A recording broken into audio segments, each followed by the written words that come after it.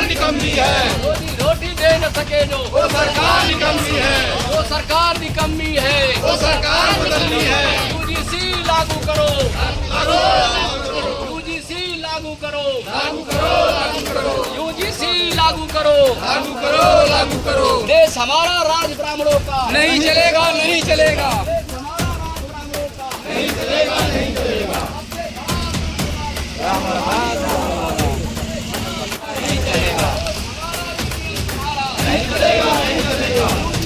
लागू करो, लागू करो लागू करो लागू करो, लागू करो लागू करो लागू करो, लागू करो लागू करो। किसानों को एमएसपी की गारंटी दो, गारंटी दो गारंटी दो किसानों को एमएसपी की गारंटी दो, गारंटी दो हर हालत को एमएसपी की गारंटी दो, गारंटी दो गारंटी दो किसानों को एमएसपी की गारंटी दो, गारंटी दो गारंटी दो। यूजीसी लागू करो, लागू करो लागू करो यूजीसी लागू करो, लागू करो लागू करो। लोकतंत्र में तानाशाही नहीं चलेगी नहीं चलेगी लोकतंत्र में तानाशाही नहीं चलेगी नहीं चलेगी हमारा इज्जत हमारा नहीं चलेगा नहीं चलेगा हमारा राज ब्राह्मणों का नहीं चलेगा नहीं चलेगा वोट हमारा, राज ब्राह्मणों का नहीं चलेगा नहीं चलेगा। सबसे बड़ा आतंकवादी, ब्राह्मणवादी ब्राह्मणवादी सबसे बड़ा आतंकवादी, ब्राह्मणवादी ब्राह्मणवादी। यूजीसी लागू करो, लागू करो लागू करो यूजीसी लागू करो, देश हमारा, राज ब्राह्मणों का नहीं चलेगा नहीं चलेगा देश हमारा, राज ब्राह्मणों का नहीं चलेगा नहीं चलेगा। यूजीसी लागू करो, लागू करो लागू करो। जबकि उसने ब्राह्मण विदेशी का नारा लगाया, तो ब्राह्मण विदेशी का नारा तो पूरे देश भर में लग रहा है। ब्राह्मणों ने ही कहा हम विदेशी हैं, ब्राह्मणों ने ही पूरे देश भर में प्रचार किया कि वो विदेशी हैं। पंडित जवाहरलाल नेहरू ने लिखा डिस्कवरी ऑफ इंडिया में कि हम उत्तरी ध्रुव से आए हुए हैं, हम विदेशी लोग हैं। पंडित केदारनाथ पांडे ने लिखा बोलगा से गंगा में कि हम विदेशी लोग हैं, हम उत्तर ध्रुव से आए हुए लोग हैं। तो उन्होंने ही विदेशी होने का मानने को तैयार नहीं हो रहे हैं। उन्होंने ही विदेशी होने का प्रमाण दिया है। हम तो सिर्फ कह रहे हैं, अगर हम गलत कह रहे हैं तो हमको क्या करना चाहिए? हमको पकड़ना चाहिए, कोर्ट में केस फाइल करनी चाहिए।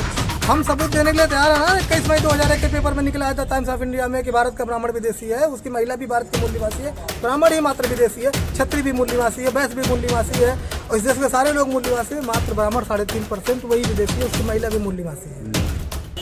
साथियों नमस्कार, आप देख रहे हैं पब्लिक दस्तक। साथियों इस वक्त संत कबीरनगर में है। संत कबीरनगर में वाम से भारत मुक्ति मोर्चा और अन्य संगठनों ने मिल यूजीसी ईवीएम तमाम मुद्दाओं को लेकर आज धरना प्रदर्शन था और सभी लोगों ने एसडीएम कार्यालय पर जाकर ज्ञापन दिए हैं। चलिए हम दिखाते हैं कि किसने क्या कहा है। वीडियो को आप पूरा देखिए, वीडियो देखने पर लाइक कीजिए। लाइक के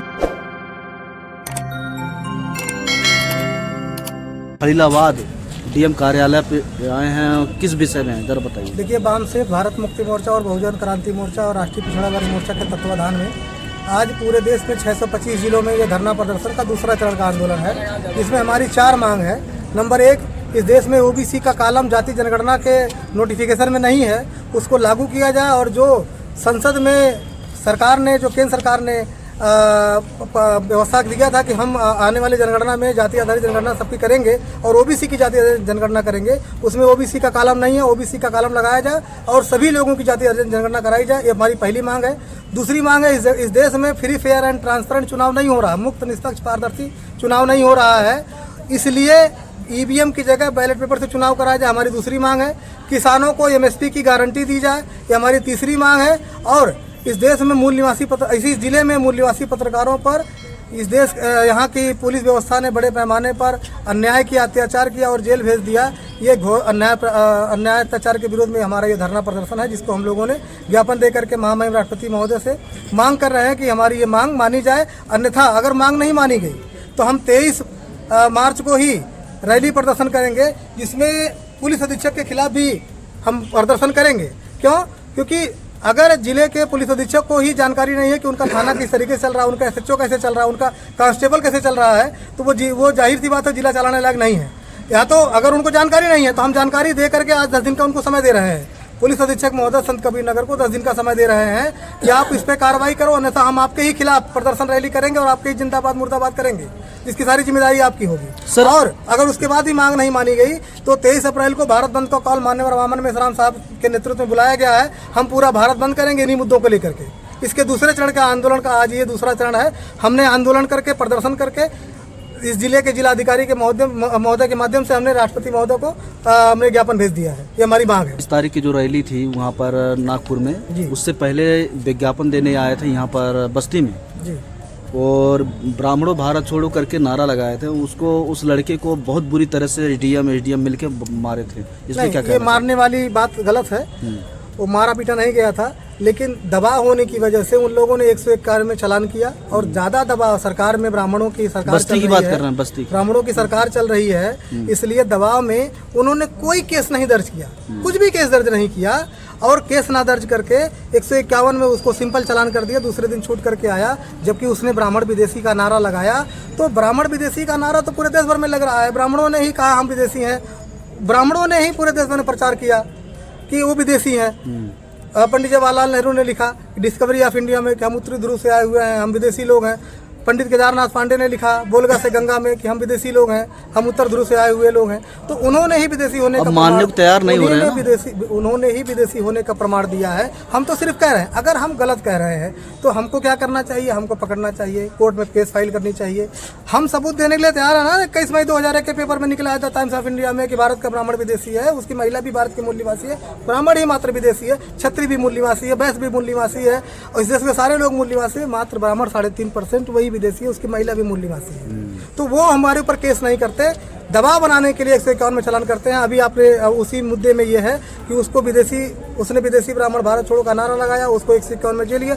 दूसरे दिन छूट करके आया। एक आदमी ने उसको जान से मारने की धमकी दी, उसके ऊपर 4 मुकदमा SC/ST के तहत दर्ज हो गया। वो ही ब्राह्मण है, बस्ती का ही मामला है, वो अभी जेल के अंदर सलाखों के पीछे है। तो मेरा कहने का मतलब यह है, कानून और संविधान से बड़ा कोई नहीं है, हम भी कानून से बड़े नहीं हैं। हम संविधान और कानून के दायरे में रह करके, ब्राह्मण की सबसे बड़ी कमजोरी 3.5% है और विदेशी है, इसलिए वो खुल करके लड़ाई नहीं लड़ रहा है। 3.5% है, लेकिन 90% पे हावी है और लगातार 2000 सालों से सत्ता में काबिज है। तो जगाने का ही कार्यक्रम चल रहा है ना। ये हम जो कर रहे हैं, ये जगाने का 40 साल से संगठन बना हुआ है, अभी तक देश में प्रधानमंत्री नहीं बना पाए। 40 साल से संगठन बना हुआ है।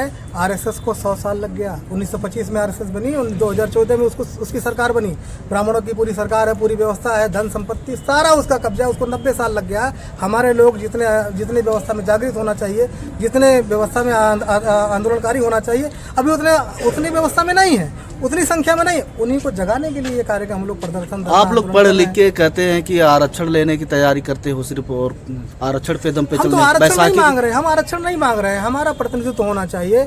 शासन सत्ता में ये देश सबका है, जिसकी जितनी संख्या है उसकी उतनी हिस्सेदारी लागू होनी चाहिए, हमारी मांग है। हम किसी पर कब्जा नहीं करना चाहते। इस देश में 3.5% ब्राह्मणों की 79% जनसंख्या A1 क्लास और B1 क्लास में जो अधिकारी हैं वो ब्राह्मण हैं। उनकी जाति संख्या 3%, 3.5%, 80% से ज्यादा है। कानून मंत्रालय भारत सरकार का रिपोर्ट है। तो कब्जा तो उन लोगों ने किया है, हमने तो कोई कब्जा नहीं किया। हम तो हमारी जनसंख्या के अनुपात में सबको मिलना चाहिए। हम इसके भी पक्षधर हैं। ब्राह्मणों के साथ अन्याय अत्याचार नहीं किया जाएगा। 3.5% उनकी जनसंख्या है, 3.5% को दिया जाए।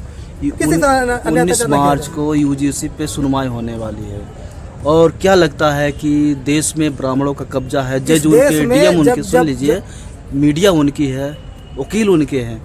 क्या लगता है कि UGC बहुजनों के समर्थन में होने वाला है? इस देश में जब भी OBC को हक अधिकार देने का मामला आया, 1990 में मंडल कमीशन का मामला आया, उन्होंने कमंडल में उसको रूपांतरित कर दिया, हक अधिकार नहीं मिला OBC के लोगों को। UGC का मामला जिस तरीके से SC/ST के साथ अन्याय अत्याचार होता है, डिस्क्रिमिनेशन होता है, OBC के साथ भी होता है।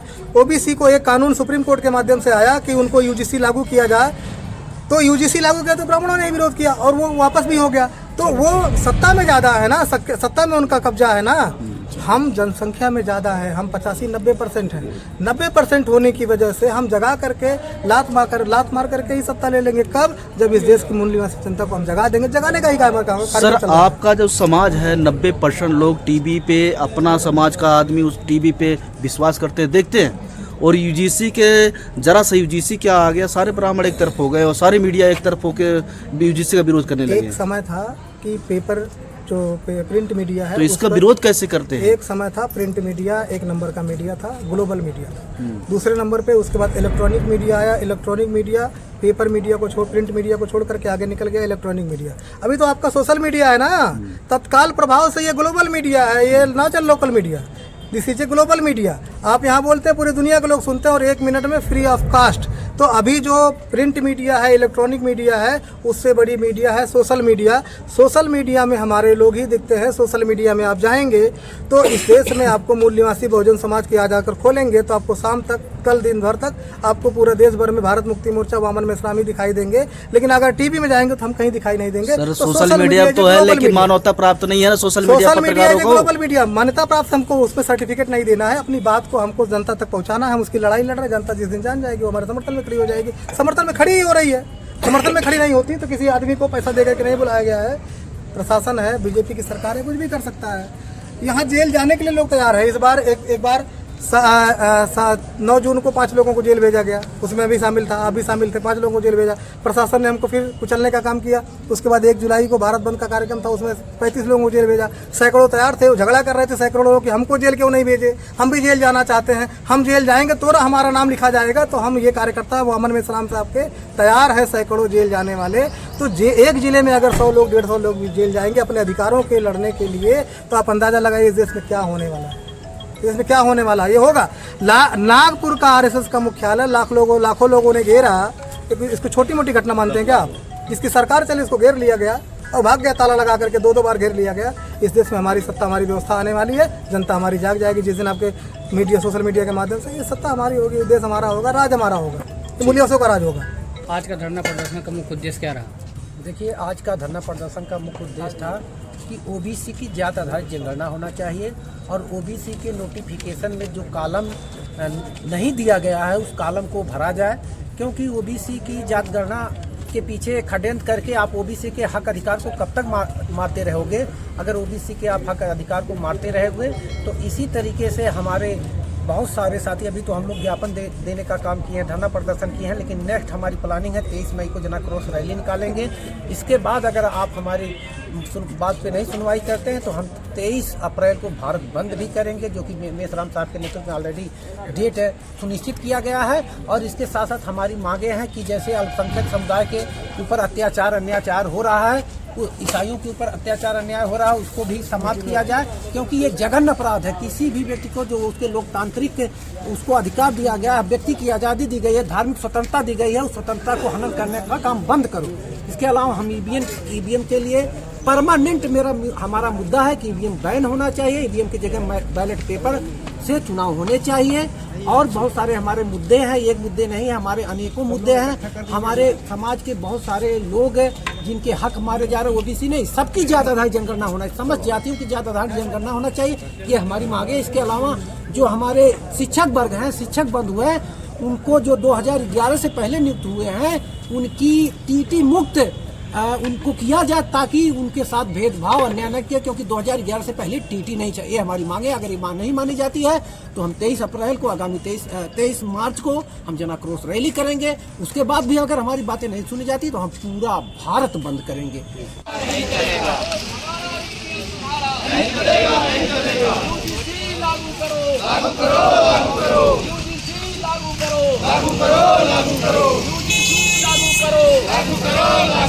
किसानों को एमएसपी की गारंटी दो, गारंटी दो, गारंटी दो। किसानों को एमएसपी की गारंटी दो, गारंटी दो, गारंटी दो। किसानों को एमएसपी की गारंटी दो, गारंटी दो, गारंटी दो। किसानों को एमएसपी की गारंटी दो, गारंटी दो, गारंटी दो। यूजीसी लागू करो, लागू करो, लागू करो। यूजीसी लागू करो, लागू करो, लागू करो। लोकतंत्र में तानाशाही नहीं चलेगी, नहीं चलेगी। लोकतंत्र में तानाशाही नहीं चलेगी, नहीं चलेगी। यूजीसी लागू करो, लागू करो, लागू करो। यूजीसी लागू करो, लागू करो, लागू करो। वोट हमारा, ईवीएम तुम्हारा नहीं चलेगा, नहीं चलेगा। वोट हमारा, ईवीएम तुम्हारा नहीं चलेगा, नहीं चलेगा। वोट हमारा, राज ब्राह्मणों का नहीं चलेगा, नहीं चलेगा। वोट हमारा, राज ब्राह्मणों का नहीं चलेगा, नहीं चलेगा। सबसे बड़ा आतंकवादी ब्राह्मणवादी, ब्राह्मणवादी। सबसे बड़ा आतंकवादी ब्राह्मणवादी, ब्राह्मणवादी। यूजीसी लागू करो, लागू करो, लागू करो।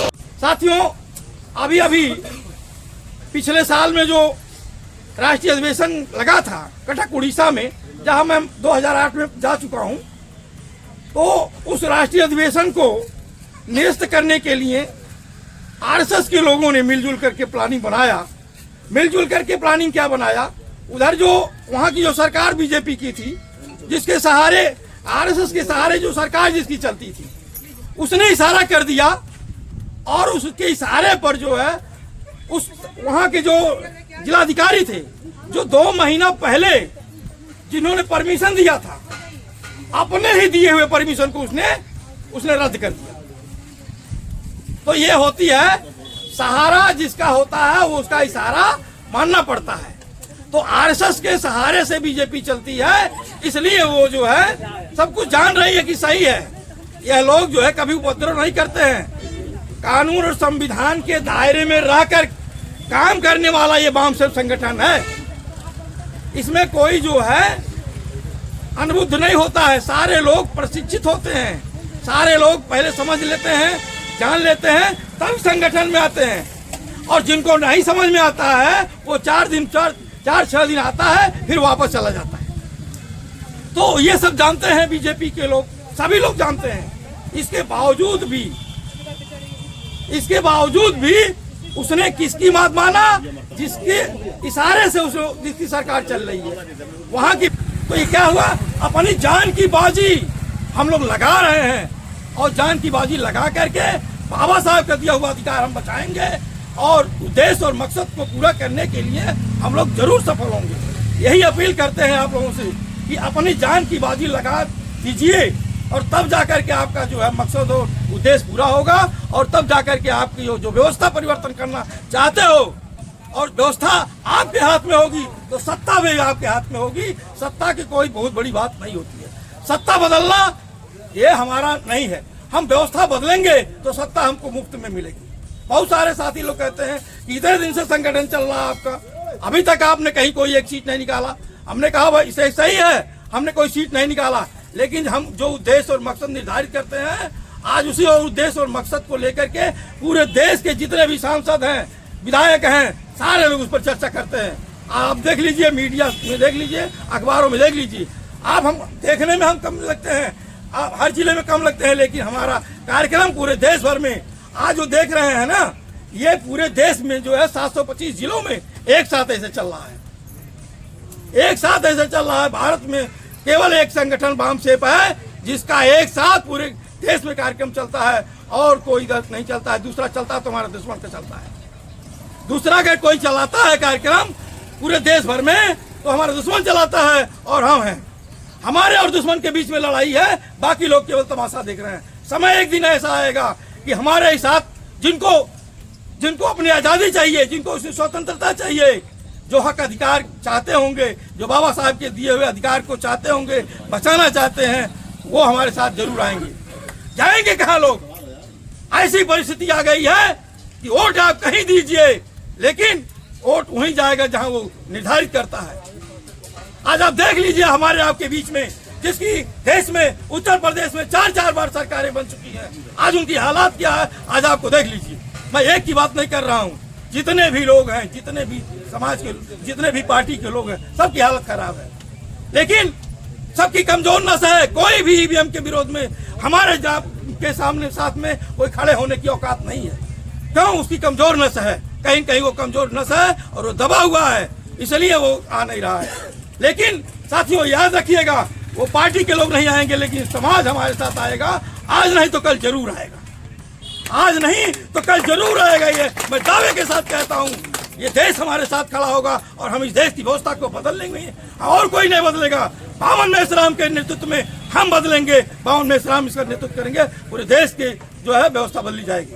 के नाम पे लोग जो ईसाई समुदाय के लोग हैं या जो भी हमारे अल्पसंख्यक समुदाय के भाई हैं, उनको फर्जी मुकदमे में फंसाया जा रहा है और तरह तरह की उनको प्रताड़ना दी जा रही है, उनको जेल में ठूसा जा रहा है बिना वजह, बिना कारण। कोई अगर व्यक्ति उनके ऊपर जरा सा क्लेम लगाता है तो उनको प्रताड़ित करने का प्रशासन द्वारा काम किया जा रहा है। तो मैं अपनी राष्ट्रीय पिछड़ा वर्ग मोर्चा की तरफ से मैं ये चाहता हूँ, मेरा फुल समर्थन है कि अगर ऐसा हमारे समाज के किसी भी, चाहे वो अल्पसंख्यक हो चाहे वो बहुसंख्यक हो, अगर किसी के साथ कोई भी अगर ज्यादती होती है तो हमारा राष्ट्रीय पिछड़ा वर्ग मोर्चा उसके साथ खड़ा है। हम उसके लिए हमेशा प्रतिबद्ध हैं और सरकार को घेरने के लिए, जन आंदोलन करने के लिए जो भी जरूरतें पड़ेंगी हमारा संगठन उनके साथ है। और दूसरी बात मैं कहूँ कि राष्ट्रीय पिछड़ा वर्ग के तहत जो हमारी सबसे बड़ी समस्या है हमारे समाज की पिछड़ों की, वो है उनकी जात आधारित गणना न होना। साथियों, जात आधारित गणना क्यों जरूरी है मैं आप लोगों को संक्षिप्त में बताऊंगा। देखिए, अगर आपके घर कितने सदस्य हैं आपको ये ना पता हो तो आपके घर कितना राशन लगेगा आप उसकी व्यवस्था कैसे करेंगे? या आपके कितने बच्चे हैं, कितने लोग मतलब पढ़ाई में हैं आपके घर में, कितने लोग और अपनी जरूरतों में लगे हुए हैं, तो उन सारे लोगों की व्यवस्था आप कैसे मैनेज? सबसे पहले हमें ये पता होना चाहिए कि हमारे परिवार में कितने सदस्य हैं। जब हमारे परिवार में सदस्यों की संख्या पता होगी तो हम उनकी व्यवस्था बनाए, चाहे उनके राशन की व्यवस्था हो, भोजन पानी की व्यवस्था हो, कपड़े की व्यवस्था हो, शिक्षा की व्यवस्था हो। हर व्यवस्था तभी हम कर सकते हैं जब हमें पता होगा हमारे परिवार में कितने लोग हैं। इसी तरीके से साथियों, अगर ओबीसी को के समाज के लोगों में कितने लोग हैं, ओबीसी में आपको पता नहीं होगा, आप कितने प्रतिशत में हैं, आपकी संख्या कितनी है, इस देश में आपकी भागीदारी कितनी है, तो आपके लिए सरकार कौन सा बजट पास करेगी? जब आपका संख्या ही नहीं पता है तो आपके लिए बजट कैसे प्रावधान होगा? इसलिए सरकार आपको जानबूझ करके आपके ओबीसी भाइयों के लिए, ओबीसी समाज के लिए उनके हक को मारने का काम कर रही है। अगर वो गणना करती है तो आपकी संख्या पता चला जाएगा। जब आपका संख्या पता चल जाएगा तो साथियों आपको उसको आपके हक और हिस्से का उसको देना पड़ेगा, चाहे वो नौकरी की बात करें, चाहे प्रतिनिधित्व की बात करें, हर मामले में आपके हक अधिकार को उसको देना पड़ेगा। इसलिए सरकार जानबूझ करके आपके संख्या ना पता चले इसलिए आप लोगों की जनगणना नहीं कर रही है। अगर आपकी जनगणना नहीं होगी तो आप अंधेरे में रहेंगे, आपकी संख्या क्या है आपको पता नहीं होगा। तो आपको सरकार राजनीतिक रूप से, शैक्षणिक रूप से और आपको नौकरियों में हर तरीके से आपको पीछे ढकेलने का काम कर रही है, चूंकि आपके अपना जनसंख्या का पता नहीं है। जब तक आपको अपनी जनसंख्या का पता नहीं होगा तब तक आपको हक अधिकार नहीं मिलने वाले हैं। हम आप लोगों से अपील करते हैं कि आप लोग अपने हक अधिकार के लिए संगठित होकर के और संगठित आंदोलन करने का काम करिए। उसके लिए हमारा राष्ट्रीय पिछड़ा वर्ग मोर्चा सतत प्रयासरत है और हम आज उसी के पर्पज से जिला मुख्यालय पे धरना प्रदर्शन के लिए हम अपने संघ के साथ बैठे हुए हैं।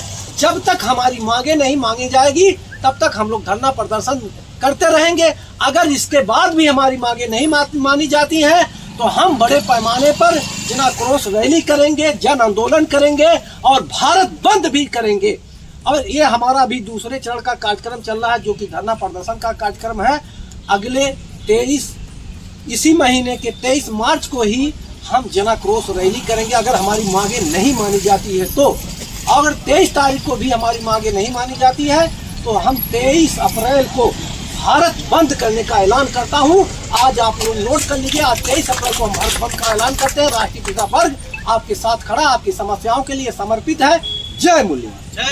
ईसाइयों पर जो हो रहे अत्याचार के खिलाफ जो आंदोलन चल रहे हैं और मैं चाहता हूं कि हमारे भारत देश में ईसाइयों को उनका हक अधिकार मिलने के लिए और उन पर जो लोग भी झूठे धर्मांतरण के आरोप लगाते हैं, आए दिन चर्चेस को बंद करा रहे हैं, मस्जिदों को तोड़ रहे हैं, चर्चों को आग लगा रहे हैं, यहाँ तक कि यीशु मसीह के अनुयायी को जो है वो लोग मार रहे हैं, तो तरह तरह की यातनाएं पीड़ाएं दे रहे हैं। इसीलिए मैं पास्टर अनिल कुमार, राष्ट्रीय क्रिश्चियन मोर्चा का जिला अध्यक्ष, मैं ये आह्वान करना चाहता हूँ कि हमारे मसीह समाज पर ये अत्याचार बंद किया जाए। परिवर्तन करना पड़ेगा। जब तक हम समाज में परिवर्तन नहीं करेंगे तब तक समाज में बदलाव नहीं होगा। जब समाज में बदलाव होगा, सामाजिक परिवर्तन ही किसी चीज़ की राजनीति होती है। समाज में जब परिवर्तन होगा तब बदलाव होगा। तो हम लोग पहले समाज में परिवर्तन कर रहे हैं, विचार में परिवर्तन कर रहे हैं। तो साथियों, हम सबके साथ न्याय चाहते हैं, भाईचारा चाहते हैं, समानता चाहते हैं, समता चाहते हैं, बंधुता चाहते हैं और देश और समाज पे निमारे करना चाहते हैं। तो हम लोगों से किसी व्यक्ति का दुश्मनी नहीं है, किसी से व्यक्ति से लड़ाई नहीं है। हम लोग जो लड़ाई लड़ रहे हैं व्यवस्था परिवर्तन की लड़ाई लड़ रहे हैं, क्योंकि आज 3000 साल से लोगों को गुलाम बना के रखा गया। कैसा गुलाम बना के रखा गया साथियों? मैं बताना चाहता हूँ गुलाम विचारों से बना के रखा गया, क्योंकि व्यक्ति में ताकत नहीं होती है, ताकत होती है उसकी सोच में, उसके विचार में। क्योंकि जो हमको चलाता है वो हमको विचार ही हमको चलाता है, हमारी सोच ही हमको चलाता है, ना कि हमारा शरीर। तो इंसान के विचार में जो जैसी विचार डाला जाएगा उसी के अनुसार वो काम करता है। तो आज तक हमारे लोगों को मानसिक रूप से गुलाम बनाया गया विचारों के आधार पे। हम मुस्लिमों से लड़ाई लड़ने के लिए हिंदू हो जाते हैं, हमें वोट के टाइम पे हिंदू हो जाते हैं, बहुत सारे ऐसे जगहों पे हमें हिंदू बना के इस्तेमाल किया जाता है। क्यों आते हैं? आज ब्राह्मण, क्षत्रिय, वैश्य, शूद्र, यानी कि 4 वर्डों में हमको बांटा गया, ब्राह्मण, क्षत्रिय, वैश्य, शूद्र। चौथा एक वर्ड है अछूत, जिसे घोषित कर दिया गया है। क्योंकि अछूत क्यों घोषित किया गया था? क्योंकि वो वही लड़ाई लड़ने वाले, वही लोग इस देश की जो व्यवस्था जो चलाई जा रही थी, जो नियम कानून पास किए जा रहे थे, उनका विरोध अछूतों ने ही किया। इसी वजह से उनको अछूत घोषित कर दिया गया।